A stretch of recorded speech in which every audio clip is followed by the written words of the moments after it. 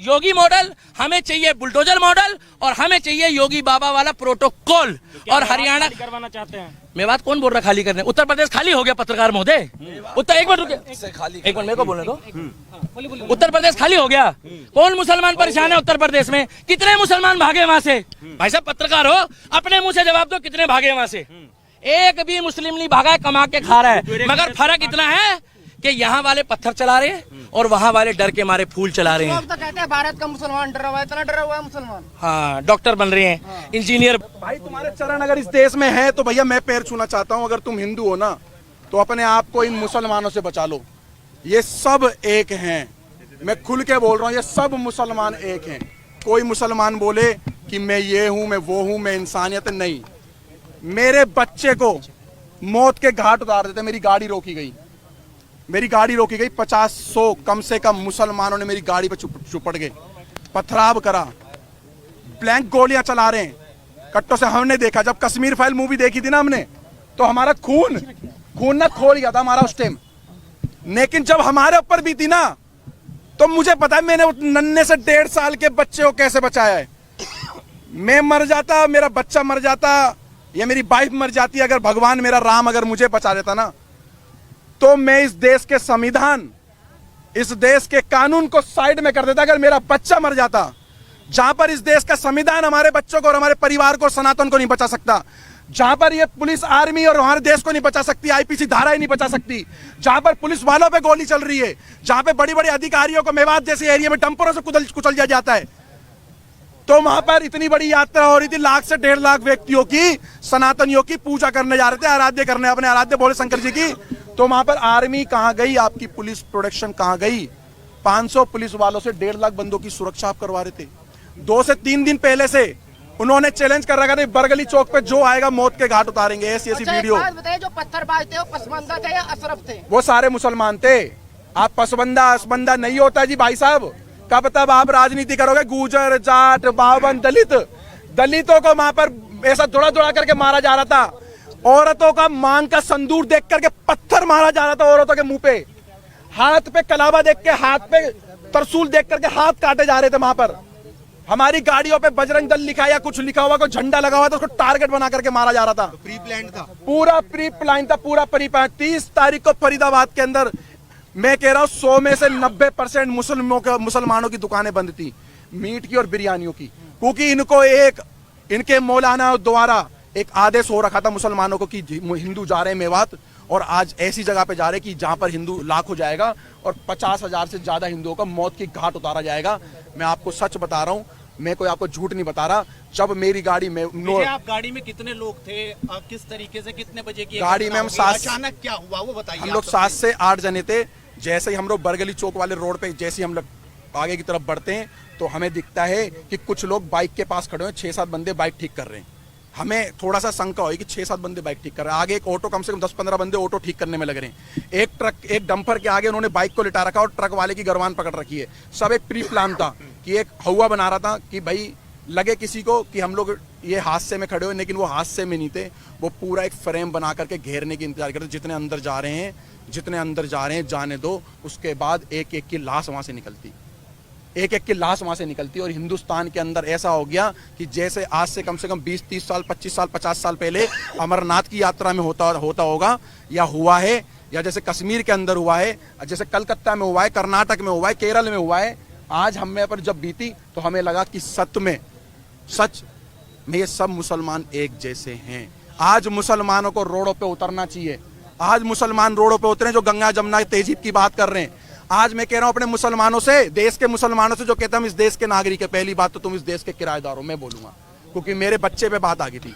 मेरे बच्चे की ना ये मौत के कारण मेरी औरत से ये बोला गया चलो चलो जल्दी उतरो, 7-8 जनों से ये बोला गया चलो उतरो नीचे गाड़ी से।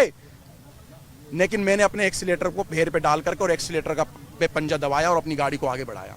70 से ज्यादा गिरफ्तारी हो चुकी है, क्या लग रहा है? 70 से ज्यादा लोग थे, लाखों आदमी इसके अंदर इन्वॉल्व है, लाखों आदमी। और मैं खट्टर साहब का, मैं बीजेपी का विरोध नहीं कर रहा, मैं कांग्रेस का विरोध नहीं कर रहा, मैं किसी पार्टी का विरोध नहीं कर रहा हूं। मैं साफ खट्टर साहब का विरोध करना चाह रहा हूं आपके चैनल के माध्यम से। खट्टर नहीं, मेरी बात सुन लो पत्रकार साहब।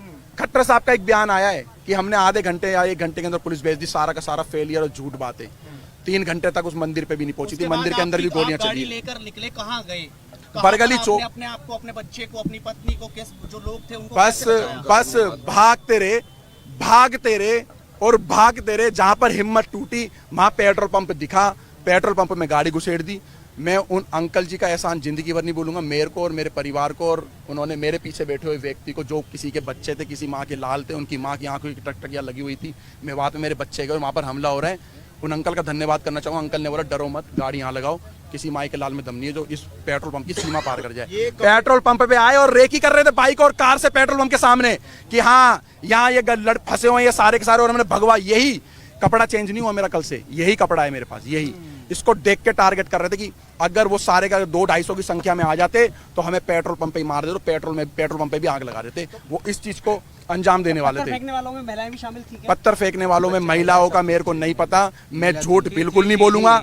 मैंने अपनी नहीं जी, किसी ने भी देखी हो, मैं तथ्यों पे बोल रहा हूं, झूठ नहीं बोलूंगा। सारे के सारे 15 से 16 साल के बच्चे थे वहां पर, 15 से 16 साल के बच्चे थे, बूढ़े थे, पत्थर पकड़ा रहे थे बच्चों के हाथ में, फेंको इनके ऊपर। भारत के अंदर ये हाल कर दिया। अगर पुलिस और कानून और प्रशासन अगर हमारी रक्षा सुरक्षा नहीं कर सकता ना, तो हम स्वयं करेंगे, आप पीछे हट जाओ। वो 15 मिनट की धमकी देते थे, मैं कह रहा हूं 5 मिनट का मैं कह रहा हूं तुम पीछे हट जाओ 5 मिनट के लिए। हम अपने देश में ही बता देंगे, इस भारत के अंदर ही बता देंगे हम अपने धर्म की कैसे रक्षा कर सकते हैं। इतना कायर बुजदिल समझ रखा है तुम लोगों ने हिंदुओं को, इतना कायर बुजदिल। और सारे पत्रकारों से हाथ जोड़ के निवेदन कर रहा हूं, सच दिखाना, झूठ मत दिखाना। ये दलाल पत्रकार, सोशल मीडिया के बड़े बड़े चैनल वाले ये बता रहे कि हमारे से क्या सुनी हो गई। हमारी सारी पद यात्रा गाड़ियों पे थी, और गाड़ियों पे 50 और 60 गाड़ी स्पीड, 50 और 60 की स्पीड में गाड़ियां चल रही है रोडों पे, हाईवे पर। भाई साहब 50-60 की स्पीड में क्या सुनी हो रही है? अरे नलाई को पढ़ाई भी करिए किसी स्कूल में, केजी, एलकेजी, यूकेजी, पहली, दूसरी, 10वीं, 12वीं, बीए कुछ कर रखी है। अनपढ़ो, इस देश के लोगों को बेवकूफ बना रहे हो तुम लोग। क्या सुनी हो रही है? पथराव कर रहे, गोलियां चला रहे, पुलिस पे गोलियां चला रहे, पुलिस को दंगा करके मारे, पुलिस की गाड़ियां चला रहे, थानों में आग लगा दिए। जहां पर पुलिस प्रशासन सेफ नहीं है, तो वहां पर पहले से हमें बताओ कि हम देश के कानून आपकी रक्षा नहीं कर सकते। गोली भी चली, मेरी गाड़ी पे गोली नहीं चली, मेरी गाड़ी के सामने से बिल्कुल गोली गई है, हवा में गोली फायर करी उन्होंने कट्टों से। और ऐसे ऐसे वेपन उनके हाथ में थे, जो दिल्ली पुलिस के भी हाथ में ऐसे हथियार नहीं थे। आर्मी वालों के पास भी नहीं होंगे। मैं कहा दिल्ली पुलिस, हरियाणा पुलिस के हाथ में ऐसे हथियार नहीं थे, इतने बड़े सारे के सारे में बात। वायलेंस हुई है, ये पूरी फंडित थी। ये 4 पूरी की पूरी, ये पूरे के पूरे ये प्री प्लान के हिसाब से, फ्रेम के हिसाब से। और मैं अभी भी कहना चाहता हूं, अगर तुम्हारे अगल बगल में कोई मुसलमान किराए पे रहता है, कोई भी है, पूरा बाइकआउट करो, बहिष्कार करो, उनसे किराए पे कमरा खाली करवाओ, क्योंकि सबके सब एक हैं। अब क्या मांग है? उनकी मंशा क्या थी? उनकी मंशा ये थी, मारना चाहते तो सवेरे 5 बजे यात्रा चालू थी, 5 बजे भी पथराव कर सकते थे। उनकी मंशा ये थी, जितने अंदर घुस रहे हैं, जितने अंदर जा रहे हैं, जाने दो, उसके बाद इनकी लाशें निकालेंगे। भारत के अंदर हिंदुओं पे हमला इस तरीके का हुआ। अगर तुम आप भी चुप रहे ना, तो फिर तुम अपने आपका गुनाह क्या था? हिंदुओं का गुनाह क्या था? हमारा हिंदुओं गुना, हिंदू हैं, हिंदुओं गुना, हिंदू हैं हम। हिंदुओं गुना, हमारा गुना ये क्या है। गुना करा भाई हमने? गजवाए आराध्य, नदी की दस्तक है ये। हाँ 47 वाला झंडा, बोलिए, गुनाह क्या था? 47। गुनाह क्या था? गुना कोई नहीं था भाई साहब, गुना ये था कि हम लोग प्रशासन के भरोसे पे रह गए। अगर प्रशासन हमें पहले बोलता हम तुम्हारी सुरक्षा नहीं कर सकते, तो हम अपनी सुरक्षा स्वयं करते, और कैसे भी करना। भाई साहब सुनो भाई साहब, मैं बता रहा हूं, रुको मैं बता रहा हूं। हाँ गजवाए हिंद की ये स्टार्टिंग है इनकी, ये गजवाए हिंद करने की, एक इन्होंने डर का मॉल बनाने की सोचा कि हम देश के अंदर एक मॉल ऐसा क्रिएट करें कि डल का और भय का मॉल। कोई भी मुसलमान से डरने की जरूरत नहीं है। मैं विजय हिंदू ऐलान कर रहा हूं, किसी भी मुसलमान से इस भारत के अंदर डरने की जरूरत नहीं है। किसी भी मुसलमान से, आपके बगल में 100 मुसलमान रहते हो, लाख मुसलमान रहते हो, डट के ही लड़ना है। जैसे हमारे भाई, हमारे बड़े पूर्वज भगत सिंह भाई भी लड़े थे, महाराणा प्रताप और पृथ्वीराज चौहान भी लड़े थे, उनके वंशीज हो भाई, उनके वंशीज हो भाई। मैं एक बात और बताइए, क्या लग रहा है सरकार से कार्रवाई की उम्मीद दिखाई दे रही है? क्योंकि मानव अधिकार की बात आ जाएगी, सुप्रीम कोर्ट आ जाएगा। मेरी बात सुनो, तिवारी उनके हत्यारों को अभी तक जो है सजा। हाथ जोड़ के विनती है, मैं सारे अपने नालायक देश के सुप्रीम कोर्ट के जजों से बोलना चाहता हूं, सारे देश के IAS IPS कमिश्नर DCP साहब से बोलना चाहता हूं, अगर मेरा 1.5 साल का बच्चा मर जाता तो कौन सा जज मेरे बच्चे को लाके देता? आओ बताओ मेरे को, विजय हिंदू को बताओ, कौन सा जज आता मेरे बच्चों को मेरे को लौटाता?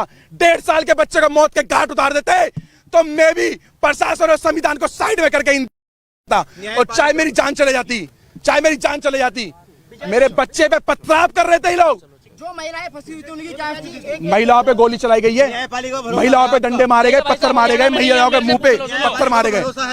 मेरे पे नहीं, इस बात नहीं है, ये मेवात जैसी घटना के बाद नहीं है, मेवात जैसी घटना के बाद नहीं है। देखिए भाई साहब, देखिए सारे सवाल मैं आपको बता देता हूँ शुरुआत कहाँ से हुई है। हम फरीदाबाद से जब निकले हैं अपने वाहन से, इनकी गाड़ी हमारे से आधा घंटा लगभग पीछे थी, आधे से पौन घंटा, किलोमीटर के हिसाब से नहीं बता सकता, मगर जिस समय हम लोग वहां से जा रहे थे, रास्ते में हमारी गाड़ी के पीछे 2-3 बाइक वाले लगातार चल रहे थे, जो फरीदाबाद से नूह और मेवात तक थे। हमें शक तो हो रहा था कि शायद हमारा पीछा करा जा रहा है, हमारी रेकी हो रही है। हमारी किसी भी टीम के पास किसी तरीके का कोई भी ऐसा सामान और ऐसी चीजें नहीं थी। अगर होती तो हमारे पास महिलाओं और बच्चों को हम नहीं लेके जाते। केवल शोभा यात्रा थी, जो पिछले कई वर्षों से वहां पर शोभा यात्रा चलाई जा रही है, और शोभा यात्रा में जल चढ़ाया जाता है, पूजा पाठ करी जाती है, और उसके बाद उन मंदिरों से अपने अपने स्थान वापस जाया जाता है। मगर वहां पर जिस तरीके से भीड़ थी, सबके कानों में छोटे वाले वो ईयरबड लगे थे। हमारी बाइकों के साथ भी जब हमारी बाइकें रुकी है, कुछ काफिले में 4-5 गाड़ियां रुकी है, हमारी गाड़ियों के साथ एक बाइक वाला रुक के गया है, जिसने ये बताया है, वहां पर सबने देखा है कि कुछ लोग यहां भी रुक गए हैं, भेजो। जब हमारे को बोला गया कि ना तो आप यहां से निकल जाओ, पीछे पत्थरबाजी हो चुकी है, और मेरे पास एक वीडियो भी है जब हम लोग वहां से निकले हैं, मैं अभी वो क्लिप नहीं दिखा पा रहा मोबाइल में। उस वीडियो में उस व्यक्ति ने साफ बताया कि सर यहां से आप चले जाओ, वहां पर प्लान बन चुका है कि कुछ लोग आगे फंसे हुए हैं, वो आ रहे हैं, और वो व्यक्ति ने खुल के बताया, मगर मेरी बाइक का नंबर मत दिखाओ। दूसरी बात यह है, हमारे आसपास से पत्थरबाजी हुई है, वहां पर बुजुर्गों ने चलाए हैं, महिलाओं ने चलाए हैं। सबसे बड़ी बात यह है कि ये बच्चों को पहले टारगेट करते हैं, छोटे बच्चों को आगे लाते हैं, जिससे उनकी जमानत हो जाए, उनको जज के आगे पेश करके ये दिखाया जाए कि ये एक बच्चा है, ये बालक है, ये भावनाओं में आकर अपनी सुरक्षा में फेंकना शुरू कर चुका है। 4 दिन पहले से वहां पर पोस्ट चल रही थी कि इनको मेवात की धरती में पैर रख के दिखाओ, हम तुम्हारे बाप के नौकर नहीं है। मेवात को ये दिखाना चाहते हैं, कहते हैं हिंदुस्तानियों तुम वापस जाओ, मेवात हमारा है। हिंदुस्तान, मेरे को क्या पता पत्रकार कहाँ से आए, आपको पता कहाँ से आए पत्थर? आप बताइए।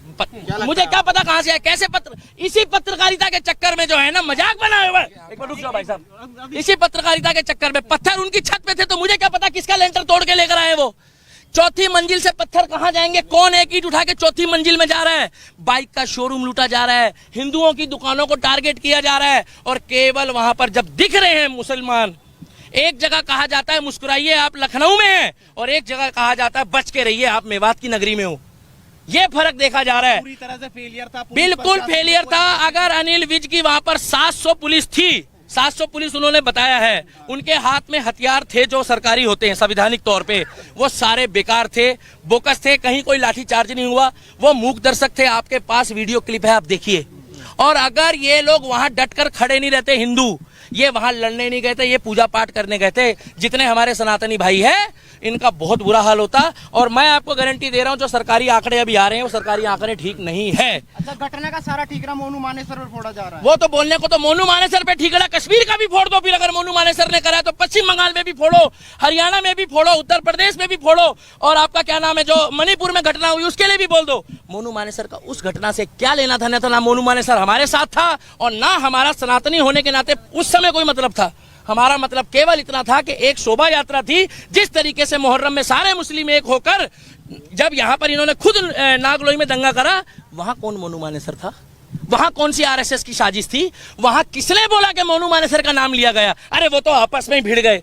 और भाई साहब, कलाम की सोच वाले हिंदुस्तान में मुस्लिम घट गए हैं, कसाब की सोच वाले बढ़ गए हैं। लिख के ले लो, 2024 में अगर मैं अभी भी कह रहा हूं कि बीजेपी को वोट मत दो, केवल उस व्यक्ति को वोट दो जो हमारे धर्म के लिए, क्या कर रहे हो भाई, जो हमारे धर्म के लिए बात करे, जो हमारे धर्म के लिए बात करे, जो सनातन धर्म के लिए बात करे।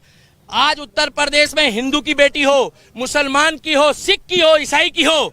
3 दिन पहले मुझे खुशी हुई कि अगर वहां पर कांवड़ यात्रा के दौरान भी कांवड़ियों ने कुछ उपद्रव मचाया तो योगी मॉडल ने वहां पर उनके ऊपर भी कार्रवाई करी है। विकास दुबे कौन जाति का था? वो एक धर्म सनातनी था, हम लोगों ने कोई विरोध नहीं करा। मगर दुनिया जानती है, जब अतीक अहमद मारा गया, अतीक अहमद के साथ जो कांड हुआ, हमें नहीं मालूम किसने करा, तब इन्होंने क्या बोला कि वो शहीद हो गया है। तब इन्होंने क्या बोला कि भैया वो हमारा बंदा था। इन्होंने तुरंत सपोर्ट करी। और मैं अब भी कहता हूं, अगर जुनेद के जो भी हत्यारे हैं, जुनेद और नासीन के जो भी हत्यारे हैं, उनको फांसी हो, चाहे वो हिंदू हो, मुस्लिम हो, सिख हो, ईसाई हो, क्योंकि ये खुद बोलते हैं अपराधी का कोई धर्म नहीं होता। तो हम भी कह रहे हैं अपराधी का कोई धर्म नहीं होता। अगर वो राजस्थान पुलिस ने मोनू मानेसर को क्लीन चिट दे दी, तो मोनू मानेसर की जो क्लीन चिट देने वाली सरकार है वो तो राजस्थान की कांग्रेस की है। हमारी मांग एक ही है, 2024 में मुझे नहीं लगता कि बीजेपी की सरकार वहां पर खट्टर सरकार आएगी।